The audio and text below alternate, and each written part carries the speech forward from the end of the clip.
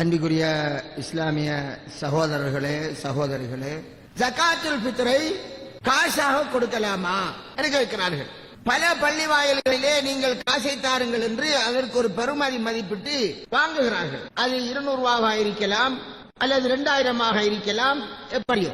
அன்பிற்குரிய சகோதரர்களே, அகீகா இறைச்சியை ஒரு பிள்ளை பிறந்தால் 7வது நாள் அகீகா கொடுப்பது, அதற்கு பதிலாக காசை கொடுத்தால் சேருமா என்றால் அது அகீகாவாக ஆகாது. உலுஹியாவை பொறுத்தவரை உலுஹியாவிற்கு ஆடு மாடு ஒட்டகை என்று நாங்கள் சில குறிக்கப்பட்ட பிராணிகளை அறுப்போம். ஒரு ஆடு அறுப்பதை விட அந்த காசுக்கு ஒரு 50 கோழியை வாங்கி நாங்கள் கொடுத்தால் அது உலுஹியாவாக ஆகுமா? ஆகாது. அல்லது அதற்குரிய காசை எடுத்து அன்றைக்கு பெருநாள் நாளையில கஷ்டப்படுறாக்களுக்கு நாம கொடுத்தால் அது உலுஹியாவா ஆகுமா? ஆகாது. இதே மாதிரி தான் ரசூலுல்லாஹி ஸல்லல்லாஹு அலைஹி வஸல்லம் அவர்கள் எங்களுக்கு கடமையாக்கினார்கள். எதை?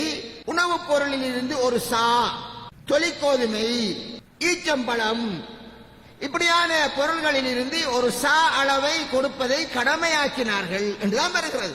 அதே மாதிரி நாங்கள் அவ்வாறு கொடுப்போம் என்று அபூ சயீத் குத்ரி ரலியல்லாஹு அன்ஹு அவர்கள் கூறுகிறார்கள்.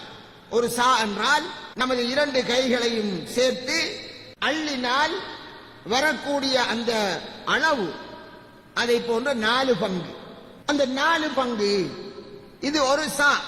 இதை கொடுக்கும் வழக்கம் கொண்டவர்களாக இருந்தார்கள். அப்படி அள்ளுகிற போது அது ஒரு சுமார் ஒரு 2 கொத்து அளவில் வரலாம், நம்ம கொத்து கணக்கில் சொன்னால். அப்ப நபி ஸல்லல்லாஹு அலைஹி வஸல்லம் அவர்கள் அன்று அவர்களுக்கு காசை கொடுக்க வேண்டிய தேவையில்லை, இன்று மக்களுக்கு அந்த தேவை இருக்கிறது, ஆனால் தான் நாங்கள் காசை கொடுக்கிறோம் என்று வாதிட்டால், நபி ஸல்லல்லாஹு காலத்தில் காசு இருந்தது, காசு இல்லாமல் இல்லை. காசு இருந்து அதை வெளிப்படுத்தி அதை கொடுக்க வேண்டிய தேவையும் இருந்து நபி ஸல்லல்லாஹு அலைஹி வஸல்லம் அவர்கள் அன்று உணவுப் பொருள்களை கொடுக்கின்றதை வளமையாக்க நபிகளார் நடைமுறைப்படுத்தி இருக்கிறார்கள், கடமையாக்கி இருக்கிறார்கள் என்று வந்திருக்கிற போது எங்களுடைய சிந்தனைகளால் நாங்கள் அதை மாற்றுவது நபி வழிக்கு முற்றிலும் முரணான காரியமாகும். அதனால் உங்களுடைய ஜகாத்துல் ஃபித்ருக்காக நாங்கள் இவ்வளவு முன்வைத்திருக்கிறோம், எனவே பணத்தை தாருங்கள் என்று கேட்பது அது பிழையான காரியம் என்பதை இந்த இடத்திலே தெளிவாக சொல்லிக் கொள்கிறோம். தற்காலத்திலே சில நவீன சிந்தனையாளர்கள் என்று பெயர் எடுத்தவர்கள், நவீன சிந்தனையாளர்கள், நவீன அறிஞர்கள் என்று பெயர் எடுத்த அறிஞர்கள் கூறுகிறார் என்று சொல்வார்கள். இஸ்லாத்திலே நவீனம் கிடையாது.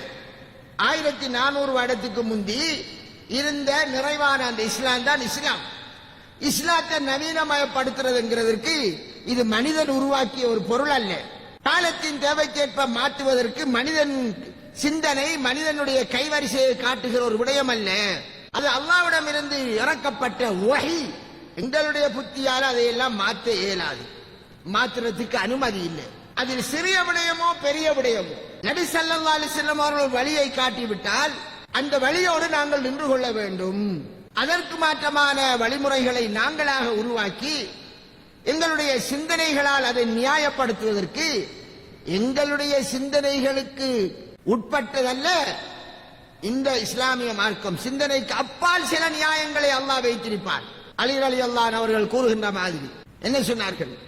மார்க்கம் என்பது நமது சொந்த சிந்தனை பிரகாரம் என்று இருக்கும் என்றிருந்தால், காலுக்கு நாங்கள் மசகு செய்யும் போது, அதாவது காலிலே கால் மூசா சொக்ஸ் போட்டிருந்தால் ஒலு செய்கிற போது, ஏற்கனவே நாங்கள் ஒலு செய்திருந்தால் அந்த சொக்ஸை கலத்தாமல் என்ன செய்வது? சொக்ஸின் மேலே தடவுவது, அது மார்க்கத்தில் உள்ளது. அப்ப அவர் சொன்னார்கள், புத்தியின் அடிப்படையில் மார்க்கம் இருந்தால் காலின் கீழே தடவுவதுதான் மிக பொருத்தமா இருக்கும், மேலே தடவுவதை விட. தண்ணீரை கீழ்பாதி தானே நிலத்தில் படப்போகுது, மேல் பாதி நிலத்தில் படுறல தானே.